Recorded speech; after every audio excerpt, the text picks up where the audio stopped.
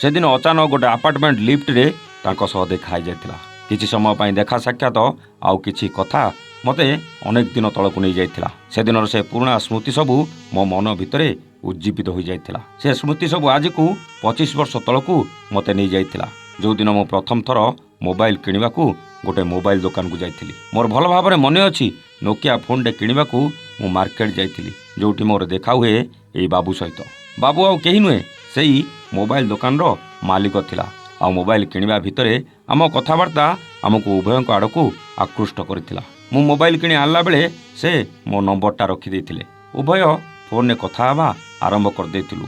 25 ବର୍ଷ ତଳର ପ୍ରେମ ଆଜିକାଲିକା ପ୍ରେମ ଭଳି ଖୁଲମଖୁଲା ନଥିଲା ଆଜ୍ଞା। ସେତେବେଳେ ପରିବାର ଲୋକେ ଭାରି ଷ୍ଟ୍ରିକ୍ଟ କରୁଥିଲେ। କିଏ ଯଦି ଜାଣିଦେବେ ନା ସବୁ ସରିଲା।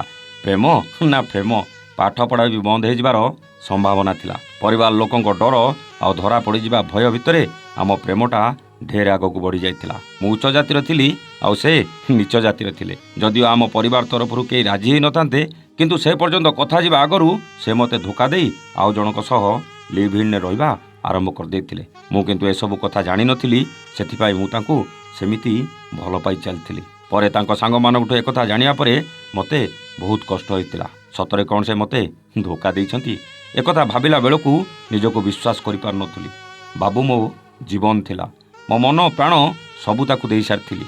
ହେଲେ ସେ ମୋତେ ଛାଡ଼ି ଆଉ ଜଣଙ୍କ ସହ କେମିତି ରହିପାରିଲା? ମୁଁ ବି କିଛି ନ ଜାଣିଲା ଭଳି ଧୀରେ ଧୀରେ ବାବୁଠୁ ଦୂରେଇବା ଆରମ୍ଭ କଲି।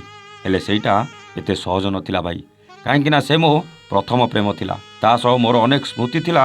ସେଇ ସ୍ମୃତି ସବୁ ମନେ ପଡ଼ିଗଲେ ଭାରି କଷ୍ଟ ଆଉ ଯନ୍ତ୍ରଣା ହେଉଥିଲା। ସେ ସିନା ମୋତେ ଧୋକା ଦେଇ ଅନ୍ୟ କାହା ସହ ସଂସାର କରିପାରିଲା, ହେଲେ ମୁଁ କେମିତି ଆଉ ଜଣଙ୍କ ସହ ସଂସାର କରିବି? ଏମିତି ଭାବନା ଭିତରେ ବର୍ଷ ପରେ ବର୍ଷ ବିତି ଯାଇଥିଲା। ଆଉ ଶେଷରେ ଆମ ଘର ଲୋକ ମୋ ବାହାଘର ପାଇଁ ପ୍ରସ୍ତାବ ଦେଖିବା ଆରମ୍ଭ କରିଦେଇଥିଲେ। ଆଉ ମୁଁ ବି ସୁନା ଝିଅ ଭଳି ବାପାଙ୍କ କଥା ରାଜି ହେଇ ବାହା ବି ହେଇଯାଇଥିଲି। ସତ କହୁଛି ପ୍ରତାପ ଭାଇ, ମୁଁ ପୁରା ପବିତ୍ର ଥିଲି। ଆଉ ସେଥିପାଇଁ ବୋଧେ ସେ ମୋଠୁ ଦୂରେଇ ଗଲେ। ଆଉ ସେତେବେଳର ପ୍ରେମରେ ପବିତ୍ରତା ଥିଲା।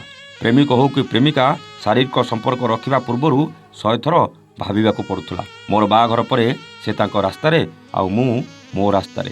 କିନ୍ତୁ ମୋ ମାମୁଁ ରହୁଥିବା ଗୋଟେ ଆପାର୍ଟମେଣ୍ଟକୁ ମୋ ମାମୁଁଙ୍କୁ ଦେଖା କରିବାକୁ ଯାଇ ଲିଫ୍ଟରେ ଫେରିଲା ବେଳେ ତାଙ୍କ ସହ ସେଇ ଲିଫ୍ଟରେ ଅଚାନକ ଦେଖା ହେଇଯାଇଥିଲା। ଆଉ ଅନେକ ଦିନ ପରେ ଦେଖି ଆମେ ଉଭୟ ଉଭୟଙ୍କୁ ଚିହ୍ନିବାରେ ଜମା ବି ଭୁଲ କରିନୁ। ପଚାରିଲି, କେମିତି ଅଛ?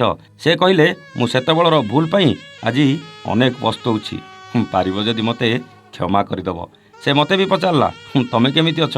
ମୁଁ କହିଲି, ଭଲ ଅଛି ବାବୁ, କିନ୍ତୁ ଆଜି ବି ସେଦିନକୁ କେବେ ବି ଭୁଲିନି କି ଭୁଲି ପାରିବିନି। ଏତିକି ଭିତରେ ଲିଫ୍ଟଟା ଗ୍ରାଉଣ୍ଡ ଫ୍ଲୋରରେ ପହଞ୍ଚି ଯାଇଥିଲା।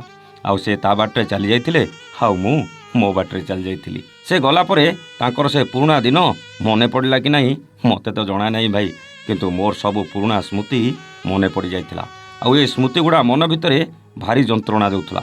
ସେଥିପାଇଁ ଆପଣଙ୍କୁ ଏ କଥା କହି ମୁଁ ଟିକେ ହାଲକା ହେଇଗଲି ପ୍ରତାପ ଭାଇ। ମୁଁ କହିଥିଲି, ବିତି ଯାଇଥିବା ଅତୀତ କେବଳ ଦୁଃଖ ଦିଏ।